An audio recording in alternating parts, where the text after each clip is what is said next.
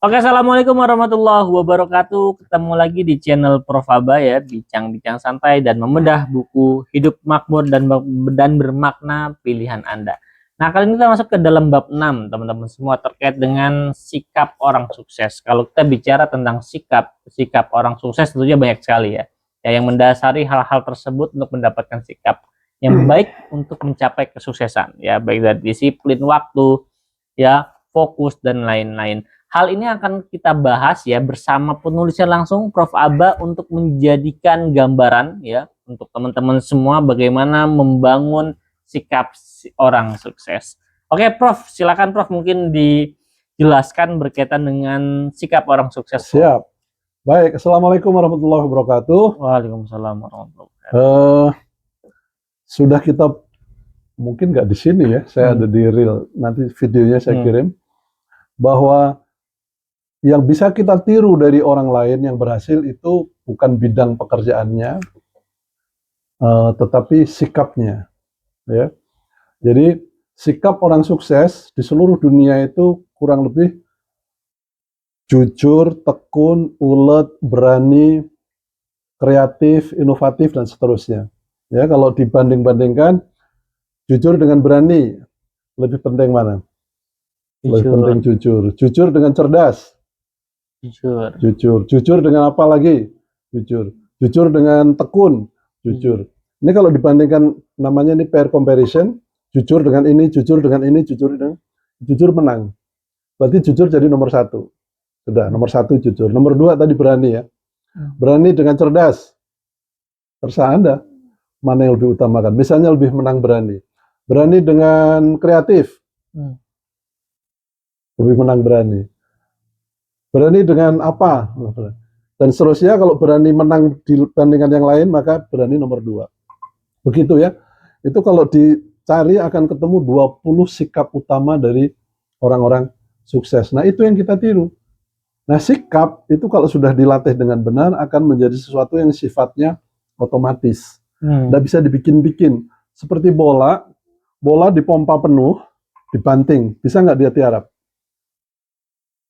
Bola penuh dipompa terus dibanting.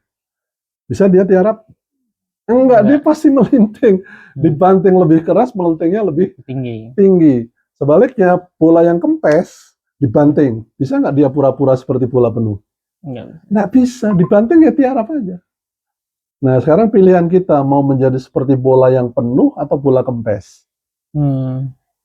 Kalau Anda mau jadi seperti bola penuh, maka penuhilah diri kita dengan yang kemarin kita bikin lingkaran itu. Sikapnya harus benar, knowledge-nya harus cukup, skill-nya harus penuh. Sehingga badan kita ini penuh dengan knowledge, penuh dengan keahlian, dan mengadopsi sikap yang benar.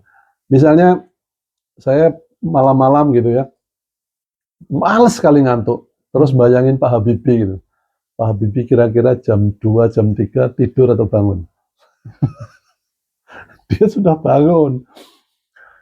Ya, jadi buat orang biasa itu sehari adalah 24 jam, 12 siang, 12 malam. Buat beliau sehari itu 24 tambah 4. Jadi 28 jam. Orang sukses adalah orang yang mencuri, tanda kutip ya, mencuri waktu yang dibuang oleh orang biasa. Misalnya orang biasa jam 9 sudah tidur, beliau jam 11. Dapat tambahan 2 kan? Orang lain jam 5 baru bangun, dia jam 3 udah bangun. Dapat 2 di menjelang pagi, dapat 2 sebelum pagi. Buat apa itu? Baca buku, memikirkan persoalan negara kalau waktu itu beliau presiden ya. Sehingga seolah-olah seharinya beliau itu 28 jam. Nah, itu sikapnya. Nah, kalau Anda lagi malas-malasan terus ingat jam segini Pak Habibie ngapain ya? Kayaknya lagi nulis buku. Lalu Anda tidur. Itu namanya kita nggak mengadopsi sikap orang sukses.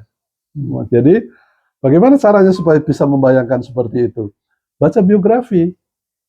Kalau buka Google itu, klik orang sukses di Amerika. Nanti ketemu nama orang sukses di Afrika, ketemu orang sukses di Thailand, ketemu orang sukses di Indonesia, ketemu.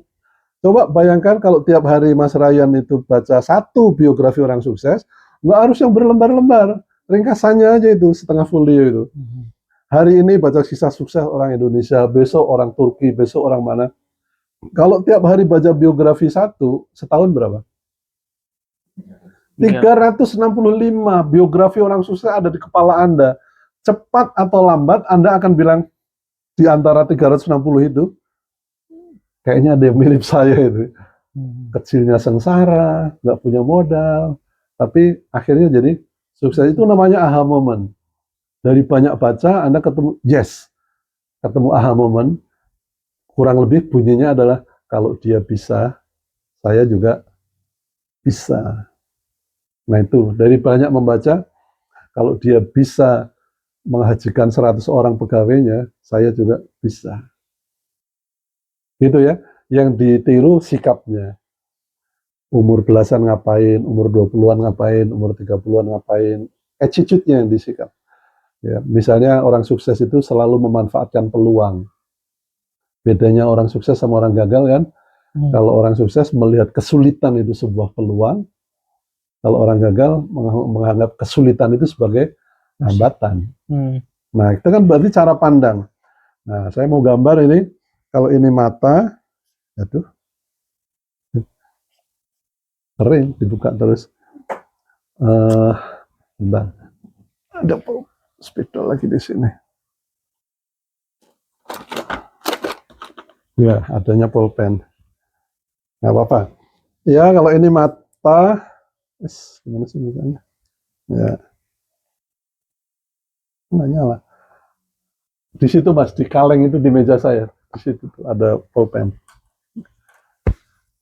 Kalau ada spidol, spidol.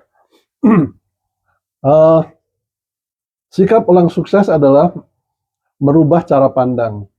Jadi setiap orang punya masalah, setiap orang punya impian. Orang biasa itu membesar-besarkan masalahnya sehingga impiannya ketutup masalah. Ya, ini mata gitu ya. Ini problem, ini masalah ya, problem. Nah gini. Kalau mata Anda melihat problem seperti ini, lalu impiannya di sini, ini dreamnya. Nah gini, ini mata, ini masalah, ini impian. Ini nggak akan sukses. Karena impiannya ketutup masalah. Bayangin Beethoven ya, Beethoven itu kalau nggak salah budak ya, tuli. Tapi hobinya main musik.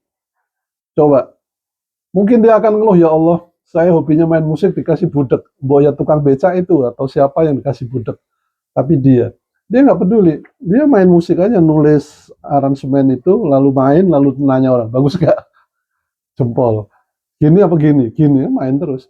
Dan dia jadi ahli musik. Itu contoh orang nggak mempermasalahkan masalah. Caranya gimana supaya kita sukses? Dreamnya ini harus diperbesar. Ini nih, impian yang di belakangnya ini diperbesar menjadi segini. Nah, gini. Kalau mata Anda ketemu masalah lalu di belakangnya ada dream yang besar sekali, lama-lama sih masalah ini hanya setitik kecil di dalam bulatan impian. Itu gunanya dream big dream, bermimpi yang besar-besar sehingga masalah nggak terpenuhi. Saya kasih contoh di situ, misalnya ada seorang di Inggris ada seorang tentara malam-malam, malam minggu lah kira-kira, melihat seorang wanita dikerubutin dengan beberapa berandalan, ya diganggu lah kira-kira, sama dia ditolongin ceweknya, berandalannya diusir. Selesai urusan, ternyata tidak. Si berandalan beberapa orang ini lari masuk ke kafe, pulang lagi dengan berpuluh-puluh temennya, datangin si tentara tadi. Dikeroyok si Kevin namanya ya, dikeroyok si tentara muda itu, dipukulin, dikebukin, dan matanya dikucek-kucek. Bawa ke rumah sakit, setelah sembuh, dia buta. Teman-temannya bilang, Kevin, habislah karir kamu. Iya, sebagai tentara saya habis karirnya. Tapi sebagai manusia saya belum habis karirnya. Apa yang dilakukan? Dia berlatih main ski. Kemarin nggak mungkin benar ya. Main ski. Dia cari pelatih, lalu bermain ski. Tahu main ski? Di salju, kanan kiri jurang. Jadi dia meluncur hanya mengandalkan earphone yang dipasang di telinganya. Pelatihnya di belakangnya, kemut, kiri. kanan, awas ada batu, belok kiri, belok kanan. Dia hanya mengandalkan itu. Dan apa yang terjadi? Dia memecahkan rekor main ski di salju ya, dengan rekor dunia. Kecepatannya sekian ratus kilometer per jam. Buta pula. Ya, dan dia menjadi pemegang rekor. Ada di situ namanya pemegang rekor meluncur dengan ski paling cepat. Itu orangnya buta. Ya, nah, itu artinya impiannya jauh lebih besar daripada kendalanya. Ingin jadi juara dunia meskipun buta. Nah, kalau kita sering membaca biografi seperti itu, lama-lama kita yang melek masa mau kalah. Ya, ada lagi misalnya seorang pemuda sering cerita ke temennya, gua mau berenang dari sini ke situ katanya. Sini itu Long Beach, California, situ itu Pulau Catalina, kira-kira 20 mil. Sebelum impiannya tercapai, dia mengalami kecelakaan lalu lintas. Setelah sembuh, dari pinggang ke bawah lumpuh. Duduklah di kursi roda. Teman-temannya bilang, gimana kamu masih dengan cita-citanya? Oh tenang, gue latihan. Ya, latihan berenang, menyeret badan separuhnya itu, singkat cerita berhasil. Karena impiannya sudah ditetapkan dulu. Jadi itu contoh dreamnya lebih besar dari kendalanya. Diketawain orang, lu nggak mungkin ke sana. Cuman tangan yang bisa, kakinya diseret-seret. Tapi berhasil. Ya, berenang dari Long Beach sampai Pulau Catalina di depan kota Los Angeles itu. Di seberangnya ada Pulau Catalina. Nah, kita perlu contoh seperti itu dari dalam maupun luar negeri. Nggak usah luar negeri minded, nggak begitu. Kisah sukses itu sifatnya universal. Ya. Kalau Anda bisa temukan di dalam negeri, ya, ambil itu. Ya, di sini tetangga kita ada Pak Slamet Mulyono yang bisa berenang dari Bakauheni sampai Selat Sunda Merak. 11 jam berenang non-stop. Ya. Pada saat yang lain-lain mungkin lebih muda dari dia menyerah, tapi beliau waktu itu bisa berenang non-stop dengan gaya bebas. Yang nyerah banyak, tapi dia berhasil. Itu kan luar biasa. Dreamnya jauh lebih besar dari kendalanya. Itu ya. Jadi persiapannya tentu luar biasa. Begitu, jadi kalau Anda mau sukses, lihat orang-orang sukses di sekitar Anda, di bidang apapun yang Anda sukai, financial, industri, musik, olahraga, atau apapun, lihat mana, pilih salah satu sebagai role model Anda. Misalnya, gue akan jadi pelari seperti dia. Gue akan jadi orang yang dermawan seperti itu. Gitu kan? Cari role modelnya, itunya itu garis role model itu fungsinya menjadi seperti garis finish Anda. Karena kalau Anda lari nggak tahu garis finishnya akan berhenti. Coba, Anda misalnya ikut rombongan maraton, ya mau lari 21 mil. Begitu sampai persimpangan jalan, nggak ada tanda-tanda panitia, nggak ada dan sebagainya, Anda mandek, grek. Ini ke kiri apa ke kanan? Nggak ada yang bisa ditanya. Anda terus lari atau berhenti? Berhenti. Belum capek, dari start kira-kira baru 2 kilo. Belum capek, kaki tidak cedera, sepatu nggak robek, nggak ada hambatan apa-apa. Tapi berhenti, gerak. Penyebabnya apa? Garis finishnya tidak jelas. Nah, role model itu fungsinya adalah sebagai garis finish. Mas mau sukses seperti apa? Cari tokoh yang Anda kagumi, lalu Anda tempel kalau perlu fotonya, gue ingin hidup seperti beliau. Nah, bagi orang Islam, beliaunya itu yang paling bagus Nabi Muhammad. Dia itu presiden, komandan, ya, pedagang ulung, suami hebat, kakek buat cucunya yang luar biasa, dan seterusnya. Itu contoh yang bagus. Nah, berarti Anda harus baca ini. Ya, Muhammad by Martin Lings. Ini mu'alaf ini. Ini non-muslim, orang Inggris, bule totok. Ya, setelah mengembara ke Mesir, kemudian mempelajari Islam, akhirnya jadi mu'alaf tahun 50-an kalau nggak salah, Muhammad Lings. Ya, nama Islamnya Sirajuddin. Ya. Begitu Mas, pilih bidang yang Anda ingin tekuni, ingin sukses, cari role modelnya, lalu pelajari sikapnya. Nanti kita akan sukses insya Allah. Kalau umurnya cukup, kita akan sukses seperti orang itu. Ya, gitu Mas. Oke, luar biasa sekali ya motivasi dari Prof. Aba. Ya, dapat kita simpulkan sebenarnya ketidakmungkinan itu pasti akan mungkin, tergantung bagaimana Iya. kita melihat sisi Iya. tersebut. Karena memang di cerita-cerita Prof. Aba yang dari awal disampaikan itu hal-hal yang tidak dimungkin gitu ya. Tapi saat memang seseorang ada keinginan yang sangat besar, dreamnya mengalahkan hambatan-hambatan tersebut, pasti akan bisa ya. Kalau dalam Islam tuh ya manjada wajadah gitu ya. Iya. Barang siapa yang bersungguh-sungguh pasti akan jadi ya. Artinya yuk teman-teman semua, nggak ada kata terlambat ya. Mau yang masih muda, mau yang apalagi udah tua, dan nggak ada kata terlambat. Ya yang paling penting ayo kita dari sekarang bergerak untuk mendapatkan kesuksesan. Terima kasih, kita akan ada di video selanjutnya bersama channel Prof. Aba. Assalamualaikum warahmatullahi Assalamualaikum wabarakatuh. warahmatullahi wabarakatuh.